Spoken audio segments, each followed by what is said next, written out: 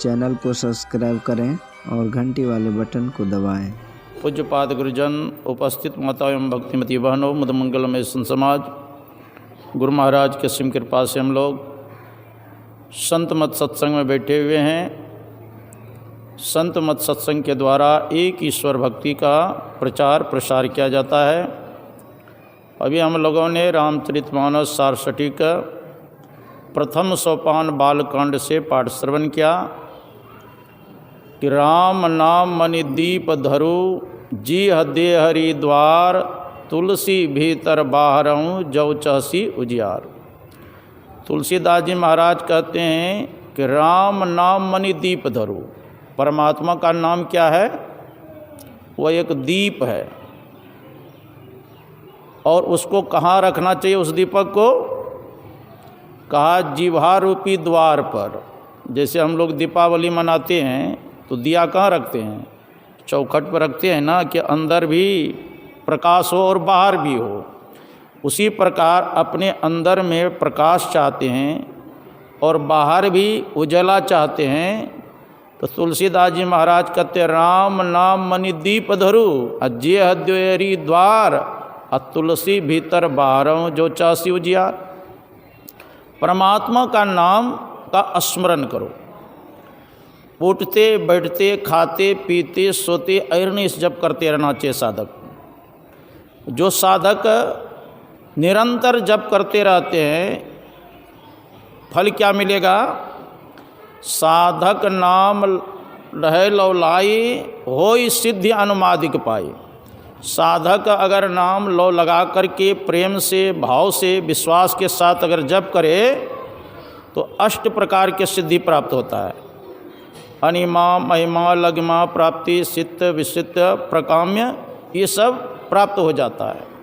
अपने रूप को बहुत बड़ा करने की शक्ति, छोटा करने की शक्ति, किसी के शरीर में प्रवेश करने की शक्ति, दूसरे की मन के बात को जानने की शक्ति, अपने शरीर को बहुत हल्का कर लेना, अपने शरीर को बहुत वजनदार कर लेना, ये सब शक्ति आता है। इसलिए निरंतर जप करते रहना चाहिए। देखो संसार के लोग क्या समझते हैं? विपत्ति उसको समझते हैं संसार के लोग कि कुछ घाटा लग जाते हैं, कुछ नुकसान हो जाते हैं, सोचते हैं हमारे ऊपर विपत्ति का पहाड़ टूट गया। और कुछ आमदनी हो जाए, कुछ फ़ायदा हो जाए, समझते हैं बहुत बड़ी संपत्ति मिल गई। लेकिन शास्त्र में असली संपत्ति और असली विपत्ति किसको कहा है? विपदो नैव विपदः संपदो नैव संपदः विपद विस्मरणम विष्णु संपन्न नारायण स्मृति। कहते विपदो नैव विपदः, वह विपत्ति विपत्ति नहीं है।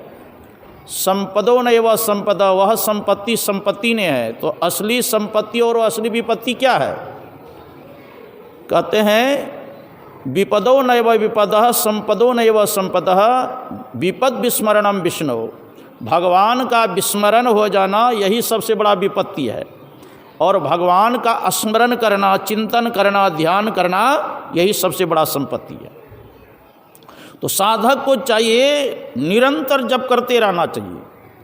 और भगवान कृष्ण ने गीता में 4 प्रकार के भक्तों का वर्णन किया है। आर्थो जिज्ञासुर अर्थार्थी ज्ञानी च भतरसवः। भगवान कृष्ण अर्जुन से कहते हैं, अर्जुन हे पार्थ, मेरे 4 प्रकार के भक्त होते हैं। एक भक्त दुखित होकर के मेरा स्मरण करते हैं। जैसे द्रौपदी विपत्ति में पड़ गई, दुशासन उनके चिरहरण कर रहे थे, तो आर्त भाव से द्रौपदी पुकार करती है, दुख हरो द्वारिका नाथ शरण में तेरी, बिन काज आज महाराज लाज गई मेरी, दुशासन वंश कुठार महादुखदाई, अब पकड़त मेरी चिर लाज नहीं आई। 5 पति बैठे मौन, कौन गति होई, ले नंद नंदन को नाम द्रौपदी रोई, करी करी बिलाप संताप सभा में टेरी, दुख हरो द्वारिका नाथ शरण में तेरी। तो बहुत आर्त पुकार किए। दुशासन के भुजा में 10,000 हाथी का बल था। खींचते खींचते वो हार गए। लेकिन साड़ी का अंत नहीं हुआ। कवि ने लिखा साड़ी बीच नारी है कि नारी ही की साड़ी है कि साड़ी ही बीच नारी है। अर्थात द्रौपदी से साड़ी बनी हुई थी कि साड़ी से द्रौपदी बनी थी, अंत न हुआ। जब उनकी लज्जा बच गई, युधिष्ठिर जी महाराज एक बार राजगद्दी पर जब बैठे तो भगवान कृष्ण से उलाहना देती थी द्रौपदी। कहा केशव आपने मेरी रक्षा तो अवश्य की, लेकिन साड़ी की फज्जती हो गई तब। तो भगवान कृष्ण ने कहा इसमें किसकी गलती है? द्रौपदी कहती है प्रभु जब दुशासन ने चिरहरण करना प्रारंभ किया, मैं आपका पुकार किया तो शीघ्र आ जाना चाहिए, विलंब क्यों किए? तो भगवान कृष्ण ने कहा तो क्या कहकर के पुकार रही थी? दुख हरो द्वारका नाथ शरण में तेरी। तो दिल्ली से हमको द्वारकापुरी जाना पड़ा, और द्वारकापुरी से दिल्ली आने में लेट लगेगा कि नहीं लगेगा? जब तूने कहा हृदय से मेरे हृदय में ही विराजमान हो, तो मोको कहाँ ढूंढर बंदे मैं तो तेरे पास में, खोजी वही तुरंत मिल जाए पल भर के तलाश में। तुम्हारे पुकार में देर थी, हमको आने में नहीं। क्योंकि जिस मंत्र के हम आप जप करते हैं उस मंत्र में ही इष्ट व्यापक है। जैसे हमारा हृदय पवित्र होगा, शुद्ध होगा, उसी क्षण मंत्र से संबंध इष्ट प्रकट हो जाएंगे, दर्शन देंगे। और जपात सिद्धि, जप करने से सिद्धि मिलती है। तो आर्त भाव से भी अगर संकट में पड़ करके भगवान का स्मरण करते हैं भक्त, तो उसका संकट दूर होता है। आर्थो जिज्ञासु, और जिज्ञासु भक्त होते हैं जो प्रभु को जानना चाहते हैं कि उनका स्वरूप क्या है, कैसे प्रभु है। उनके भी मनोकामना भगवान पूर्ण करते हैं। और तीसरा भक्त होते हैं अर्थार्थी, अर्थ के लिए, संपत्ति के लिए, मान प्रतिष्ठा के लिए भगवान का भजन करते हैं। क्योंकि भगवान तो कल्प वृक्ष के समान है। कल्प वृक्ष गुरुदेव मनोरथ सब सर हैं, और कल्प वृक्ष के समान है, सारे मनोरथ को पूर्ण करने वाले। कामधेनु गुरुदेव क्षुधा तृष्णा हरे, और वो कामधेनु के समान है, सारे क्षुधा को हरने वाले हैं। इसलिए जिस भावना से भक्त भगवान का भजन करते हैं उसके मनोकामना पूर्ण होते। और चौथा भक्त होते ज्ञानी, प्रभु को जानते हुए भी उनका भजन नहीं छोड़ते हैं। रामचरितमानस में भी भगवान कहते हैं राम भगत जग चारि प्रकारा सुकृत चार्यो अनगुदारा। राम के भक्त चार प्रकार के होते हैं, और चारों पुण्यवान होते हैं और अनग निष्पाप होते हैं। तो निरंतर साधक को जप ध्यान करते रहना चाहिए। देखो शास्त्र में बताया गया है ध्यानम अध्ययनम दानम सत्यम ह्रीर आर्जवम क्षमा शौचम आर्तः शुद्धि इंद्रियाणाम च संयमः एतर्विवर्धते तेजः पापमानोपहन्ति च सिद्ध्यन्ति चास्य संकल्पा विज्ञानम च प्रवर्तते। कहते हैं ध्यान करने से, अध्ययन करने से, दान करने से, सत्य बोलने से, लज्जा करने से, इंद्रियों का संयम करने से, और बाहर भीतर से पवित्र रहने से क्या सब बढ़ेगा? एतर विवर्धते तेजः, आपका तेज बढ़ेगा। एतर विवर्धते तेजः पापमानम उपहन्ति च, आपका पाप नष्ट हो जाएगा। सिद्ध्यन्ति चास्य संकल्पा, आपका संकल्प सिद्ध होने लगेगा। जो आप मन में इच्छा करेंगे वह इच्छा की पूर्ति हो जाए। देखो मनोयोग पूर्वक, एकाग्र पूर्वक सिर्फ जप करें, निरंतर जप करते रहें, और आपके मन में होगा कि अमुक चीज़ हमको मिल जाना चाहिए, वह भी मिल जाएगा आपको पता नहीं चलेगा। मतलब आपका संकल्प सिद्ध होने लगेगा। शंकराचार्य जी महाराज और बौद्ध धर्म के भिक्षु एक राजा के पास गए, दोनों शस्त्रार्थ के लिए। तो राजा ने क्या किया था, एक घड़ा में उसमें सर्प को बंद करके रखा था। और पूछा पहले बौद्ध भिक्षु से, इस घड़ा में क्या है? जिनका वचन सत्य होगा और जिनका वचन असत्य होगा, असत्य बोलने वाले को सत्य जिनका वचन होगा उनका शिष्य बनना पड़ेगा, अनुयायी के साथ शर्त था। तो उस समय बौद्ध भिक्षु सभी ध्यान करते थे, तो उन्होंने ध्यान के माध्यम से जान गए कि इसमें सर्प है, नाग सर्प रखा हुआ है। अब सब देखने लग गए मुँह। फिर शंकराचार्य जी महाराज से पूछा गया, इस घड़ा में क्या है? तो शंकराचार्य जी महाराज कहते हैं, इसमें सर्प है लेकिन सोने का सर्प है। और जब घड़ा को खोला गया तो उसमें सचमुच में सोने का सर्प निकला। तो गुरु महाराज के प्रवचन में है कि जो निरंजन ब्रह्म को प्राप्त कर लेता है साधना के द्वारा, उनके मुख से जो वचन निकल जाता है वही सत्य हो जाता है। रखा था सर्प, और शंकराचार्य जी महाराज के मुखारबिंद से निकला कि सर्प है लेकिन सोने का सर्प है। खोला गया तो सोने का सर्प। तो जो ध्यान करते हैं, जप करते हैं, उनका संकल्प सिद्ध होने लगते हैं। इसलिए साधक को पहले निरंतर जप करना चाहिए। हाँ, मन भगे उसको लौटा लौटा के जप में लगावे। भगवान कृष्ण कहते, यतो यतो निश्चरति मनश्चंचलम स्थिरम ततस्ततो नियम एतो तदात्मन्य वसम नयेत। जैसे मन भागे उसको लौटा लौटा के जप में लगाई। जैसे भागे उसको लौटा के जप लगाना चाहिए। इसी को प्रत्याहार कहते हैं। गुरु महाराज के भी वचन में है, जहाँ जहाँ मन भाग जाए तहाँ तहाँ से तत्क्षण फेर ले आए लगाइए ध्येय में अपन।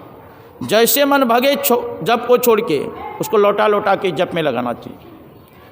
बार बार करते करते मन थक जाता है, स्थिर हो जाता है, तब जप से संबंधी इष्ट का ध्यान करना चाहिए। जिसका हम ध्यान करेंगे उसके अंदर जो गुण होगा वह करने वाले के अंदर आ जाएगा। गुरु महाराज कहते हैं, सतगुरु सतगुरु नित ही पुकारत छीजत पाप समुदहे और सतगुरु रूप हे में धारत काम क्रोध मद लोभ दहे। कहते सदगुरु रूप का ध्यान करोगे तो तुम्हारे अंदर से काम क्रोध लोभ मोह मद मत्सर सब समाप्त हो जाए। क्योंकि सदगुरु के अंदर ये सब विकार नहीं है। उसका जो ध्यान करेगा उसके अंदर विकार होगा। इसलिए का ध्यान करना चाहिए। ध्यान कैसे करना चाहिए? शास्त्र में दिया है, न ध्यानम ध्यान मिथ्याहोर ध्यानम शून्यगतम मनः तस्य ध्यान प्रसादेन सौक्षम मोक्षम न संशय। ध्यान को ध्यान नहीं कहते हैं, शून्यगत मन को ही ध्यान कहते हैं। उसी के प्रसाद से सुख और शांति की उपलब्धि होती है। तुलसी साहब ने कहा, दिल का हुजरा साफ कर जाना कोई आने के लिए, ध्यान गैरों का उठा उसको बैठाने के लिए।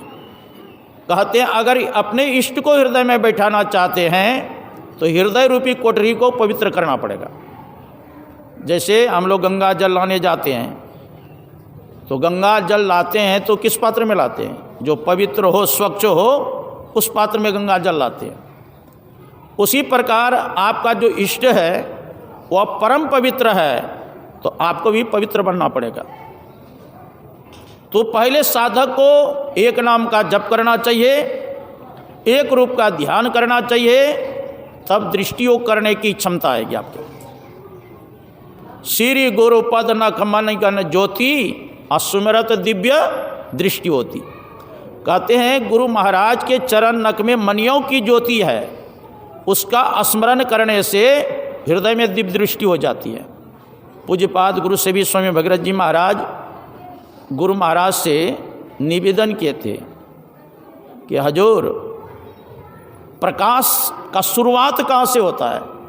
तो गुरु महाराज कने कृपा किए कि ध्यान करने से भी रूप का ध्यान करने से भी प्रकाश प्रारंभ हो जाता है, और दृष्टि योग करने से एक बिंदुता की प्राप्ति होती है, और फिर प्रकाश होगा।